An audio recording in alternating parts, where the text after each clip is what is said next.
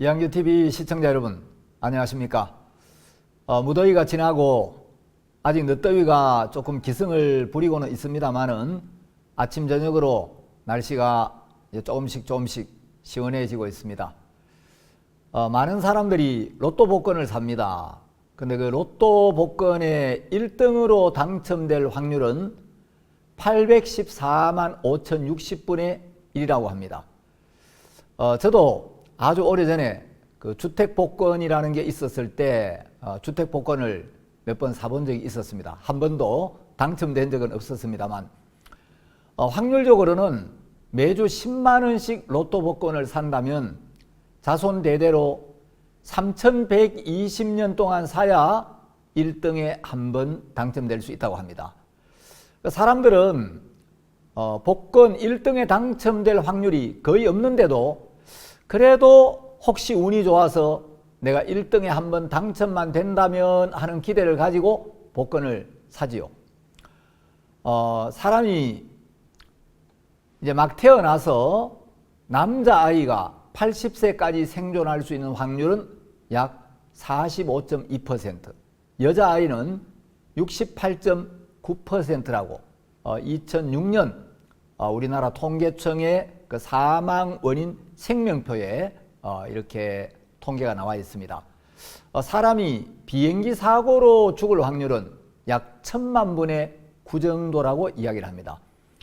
보건복지부와 중앙암등록본부는 국가암등록 통계사업을 통해 수집된 우리나라 2019년 국가암등록 통계를 분석한 결과 우리나라 국민이 기대 수명인 83세까지 생존할 경우 암에 걸릴 확률은 약 38%로 집계가 됐습니다. 암 환자가 이제 200만 명 시대가 됐습니다. 사람들은 이 암에 걸릴 확률이 약 38%니까 나도 혹시 암에 걸릴지 몰라. 그래서 암보험에 가입을 합니다. 암보험에 가입을 안 하는 것보다 낫겠지만 여러분, 보험만으로 충분하고 완벽하지는 않죠. 보험에 들어도 암에 걸리면, 보험에 들어도 암 걸려서 죽으면 그건 완벽한 안전장치가 될 수가 없죠. 한국인이 일생 동안 한 번이라도 교통사고로 다칠 확률은 약 35.2%라고 합니다. 교통사고로 죽을 확률은 약 1.02%라고 이야기를 합니다. 대략 3명 중 1명이 사고를 당하고 100명 중 1명이 죽는다고 합니다. 그래서 암에 걸릴 확률보다 이 교통사고를 당할 확률이 조금 더 높죠. 한국에서 교통사고로 한 해에 3000명 이상 죽지만 자동차를 추방합시다, 자동차를 없애버립시다, 이렇게 시위하는 사람은 아무도 없습니다. 사람들은 나도 혹시 교통사고를 당할지 몰라. 교통사고 확률이 이제 약 35%가 넘으니까 거기에 대비해서 자동차 보험에 가입을 하죠. 여러분, 보험에는 왜 가입을 합니까? 만일의 경우 자기도 그런 사고를 당할 확률이 있기 때문에 미리 대비하는 거죠. 사고나 상해나 질병이나 사망, 노후 등의 위험에 대비해서 그 불확실한 미래에 대비하여 어떤 사람은 생명보험, 암보험, 손해보험, 자동차 보험이나 화재보험, 질병 상해보험, 이런 보험에 가입을 합니다. 그런데 사람들이 죽을 확률은 몇 %일까요? 여러분, 사람이 죽을 확률은 100%입니다. 성경은 한 사람으로 말미암아 죄가 세상에 들어오고 죄로 말미암아 사망이 왔나니 이와 같이 모든 사람이 죄를 지었으므로 사망이 모든 사람에게 이르렀느니라 하고 이야기를 하고 있습니다. 자, 우리가 죽을 확률은 100%입니다. 그런데 암에 걸릴 경우를 대비해서, 교통사고를 당할 경우를 대비해서 사람들은 보험에 가입을 하는데 죽음을 대비해서는 무엇을 해야 하겠습니까? 여러분 죽음에 대비해서 보험만 들어두면 되겠습니까? 보험은 사고나 재앙을 막아줄 수는 없습니다. 사람들이 노후 준비를 많이 합니다. 그런데 노후에 기다리고 있는 건 죽음입니다. 여러분 보험 많이 들어놓고 죽으면 안전합니까? 충분합니까? 사람이 죽으면 어떻게 될까요? 여러분 노후도 있지만 사후가 있습니다. 많은 분들이 노후 준비는 하는데 사후 준비를 어떻게 해야 합니까? 시간은 쏜살같이 흐르고 죽음은 다가오고 있는데 우리가 반드시 한 번은 맞이해야 될 죽음인데 그때 여러분의 영혼은 어디로 가겠습니까? 저희 부모님은 자식이 여럿 있는데도 당신들의 수의도 미리 준비를 해놓고 저희 아버님은 아버님 묻히실 묘지까지 이미 다 준비를 해 두셨습니다. 그런데 사람은 왜 죽는가? 사람이 죽으면 우리 육체와 영혼은 어디로 가는가? 죽으면 과연 끝인가? 죽음 너머에는 어떤 세계가 있는가? 이 문제에 대한 정확한 해답을 갖고 있지 않으면 그 사람이 왕후장상, 즉 왕이나 제후나 장수나 재상이라도 그는 죽음 앞에서 불쌍한 사람이 되고 맙니다. 여러분 죽음이 오기 전에 죽음에 대해 정확하게 알고 죽음을 맞이하는 사람이 있고 죽음에 대해서 아무것도 모르고 막연하게 살다가 죽음을 맞이하는 사람이 있습니다. 죽음이 오기 전에 죽음을 정확하게 알고 죽음 너머의 세계를 알고 죽음을 미리 준비해 놓은 사람과 죽음에 대해서 아무것도 모르고 막연하게 살다가 어느 날 느닷없이 찾아온 그 죽음을 맞이하는 사람은 전혀 다르죠. 마음에 있는 모든 죄를 깨끗하게 씻고 언제 죽음이 와도 평안하게 죽음을 맞이할 수 있는 사람이 있고 죽음에 대해서 아무것도 모르고 아무런 준비도 없이 그냥 살다가 어느 날 부지불식간에 죽음이 찾아올 때 어찌할 바를 모르고 당황해하고 불안해하고 두려워하고 허무해하면서 죽음을 맞이하는 사람들이 있습니다. 옛날에 오래전에 미국에 한 부자가 있었습니다. 젊은 날 사업을 시작했는데 사업이 너무 잘 되어서 많은 돈을 벌었습니다. 어마어마한 저택과 멋진 자동차, 멋진 별장을 가지고 있었습니다. 이 부자는 이렇게 사업이 잘 되면 앞으로 10년 후면 천하에 부러울 것 없이 모든 것을 소유하고 모든 것을 누릴 수 있을 것 같았습니다. 어느 해 겨울 한방눈이 펄펄 날리는데 이 부자가 자기 아름다운 별장의 벽난로에 이제 장작을 떼면서 그 벽난로 곁에 의자에 앉아서 턱을 괴고 지난 자기 인생을 잠깐 뒤돌아보고 앞으로 사업을 구상하고 있었습니다. 앞으로 내가 어떤 사업을 하지? 사업이 이렇게 잘 되면 5년 후에는 10년 후에는 이런 사업도 하고 또 이렇게 돈을 많이 벌 수 있을 거야. 그 많은 돈을 벌면 내 남은 인생을 어떻게 즐기지? 그동안 참 사업이 잘 되었어. 뭐든지 마음먹은 대로 됐단 말이야. 사업이 이렇게만 잘 되어주면 앞으로 더 많은 땅도 사고 더 많은 건물도 짓고 세상에서 한 10년 후에는 내가 가지고 싶은 거 다 가질 수 있을 거야. 이런 생각을 하고 있는데 그때 누군가가 이 부자의 어깨를 툭툭 치는 것이었습니다. 당신 누구요? 나는 저승사자라네. 오늘 자네를 데려가려고 왔지. 아니, 난 아직 젊고 하고 싶은 일도 너무 많은데 아무런 예고도 없이 이렇게 불쑥 찾아와서 사랑하는 가족들, 사랑하는 친구들과 작별 인사 한번 나눌 시간도 없이 세상을 떠나라는 말이요? 그럼 어떻게 하면 좋겠는가? 시간을 좀 더 주시오. 그리고 다음에 나를 찾아올 때는 나를 찾아오기 5년 전에 미리 내가 5년 후에 다시 찾아가겠다고 사전 통보를 좀 해주고 와주시면 안 되겠소? 좋다. 그럼 네가 원하는 대로 내가 시간을 주고 다음에 그대를 데리러 올 때는 꼭 사전에 예고를 하고 오겠네. 이 중년의 사업가는 너무 기뻤습니다. 세월이 지나가고 있지만 그는 생각을 했습니다. 난 아직은 죽지 않아. 최소한 5년 안에는 죽지 않아. 저승사자의 예고가 없었으니까. 그래서 이 부자가 사업에 빠져 정신없이 인생을 보내고 있는데 어느 날 누군가 그의 어깨를 또 툭툭 두드렸습니다. 전에 만난 적이 있었던 그 저승사자였습니다. 저승사자가 이야기를 했습니다. 이봐 친구, 나를 따라오게.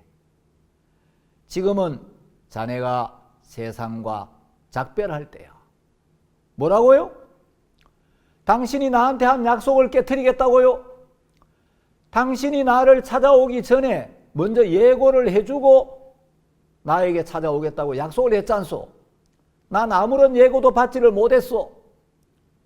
내가 예고를 하지 않았다고 나이가 들어가면서 작년보다 올해 기력이 약해졌다는 느낌을 안 받았는가? 자네 손발이 가끔씩 떨리지 않던가? 자네 귀에서 매미 소리 같은 소리가 안 들리던가? 그리고 몇 해 전에 자네 한 번 쓰러진 적도 있었지. 그리고 한 번씩 저녁에 누우면 몸이 녹초가 되어서 마치 죽어버린 것 같은 느낌이 들지 않던가? 나는 자네가 하던 일을 슬슬 좀 내려놓고 이제는 죽음을 맞이할 준비를 해야 될 때가 되었다 하고 여러 가지로 자네한테 통보를 해오고 있었지. 그리고 자네 매일 거울을 보았겠지. 나는 해가 가면서 자네 이마에도 주름이 하나씩 둘씩 늘어가게 했어. 그리고 거울을 보면서 자네 검던 머리가 하나씩 둘씩 휘어져 가는 모습을 보여주었어. 자네도 늙어가고 있다고. 자네 이 세상에 영원히 사는 거 아니라고. 자네가 이 세상에 있는 것들을 하나씩 둘씩 놓고 이제 자네가 세상을 떠날 때가 가까워지고 있다고. 나는 계속 자네한테 통보를 해주었어. 근데 자네는 이 세상 것들에 눈이 멀어서 내가 보내는 신호를 읽지를 못하더군. 난 아무도 살려두지 않지. 자, 따라와. 그래서 이 부자가 아무런 할 말을 못한 거예요. 저승사자의 명을 거스릴 수가 없었습니다. 이 부자는 너무 어이없는 자신의 인생을 뒤돌아보았습니다. 그리고 말할 수 없는 아쉬움과 미련, 후회와 두려움을 느끼면서 세상을 떠나야 했습니다. 영국의 웨스트민스터 교회 묘지에는 이런 글이 새겨져 있습니다. 무엇으로도 막을 수 없음을 증거하는 자들의 땅. 여러분, 죽음은 너무나 강력해서 누구도 이 죽음을 정지시키거나 연기시킬 수가 없습니다. 사람들은 보통 사람이 죽으면 죽은 사람의 영혼을 인도하기 위해 나타나는 저승사자가 찾아와서 그 사람을 저승으로 데려간다고 합니다. 보통 이제 서양 사람들의 그림을 보면 저승사자는 뼈만 남아있는 해골의 모습을 하고 그 로브라고 해서 아래 위가 붙어서 하나로 된 길고 헐렁한 검정색 옷을 입고 있죠. 그리고 손에는 거대한 낫을 들고 있습니다. 저승사자라는 말은 영혼을 인도하는 자라는 뜻인데 14세기 유럽에는 흑사병, 그 패스트로 이 유럽 인구의 약 3분의 1이 죽었다고 합니다. 수많은 사람들이 생명을 한순간에 앗아가는 그 흑사병을 보면서 사람들은 마치 추수철에 밀밭에서 낫으로 밀을 베어버리듯이 흑사병으로 사람들이 쓰러진다고 해서 낯을 든 저승사자의 모습을 그림으로 그리기 시작했습니다. 이 저승사자를 뜻하는 말은 그림 리퍼라고 하는데 이 단어에는 영혼을 수확해 가는 자라는 의미가 있습니다. 이 그림이라는 말은 암울한, 음산한 이 말이고, 리퍼라는 말은 농작물을 수확하는 사람. 이 저승사자는 우리 육체와 영혼의 연결고리를 끊어버리고 사람의 영혼을 저승으로 끌고 가는 존재라는 뜻이죠. 그런데 육신과 영혼의 연결고리는 무엇일까요? 어떤 분은 이 연결고리가 혼줄이라고 이야기를 합니다. 물론 이런 설명은 언어학적으로는 근거가 없는 설명이라고 봅니다만 가끔 아이들이 말을 잘 안 들으면 저런 애들은 혼줄을 내줘야 돼. 이 혼줄이란 말을 쓰죠. 자, 탯줄은 산모와 아이를 이어주는 생명줄입니다. 혼줄은 육체와 영혼을 연결시켜주는 끈이라고 사람들은 생각을 합니다. 사람이 태어날 때는 이제 산모와 연결된, 어머니와 연결된 그 탯줄을 끊고 세상에 나오지만 죽을 때는 혼줄이 끊어지면서 육체 안에 머물던 영혼이 이 세상을 떠나가는 겁니다. 성경 전도서 12장 6절에 보면 우리 영혼이 육체를 떠나가고 이 육신이 사라지는 모습을 은줄이 풀리고 이렇게 표현하고 있습니다. 고대 사람들은 이 육체와 영혼을 연결시켜주는 끈이 있는데 죽음이란 것이 다른 게 아니고 바로 이 육체와 영혼을 연결하는 그 끈이 딱 끊어지는 게 죽음이다. 인생은 은줄이 풀려버리고 생명줄이 끊어지면 생명의 빛은 꺼져버리게 되고 세상의 모든 것들, 이 육체는 아무 소용이 없게 되죠.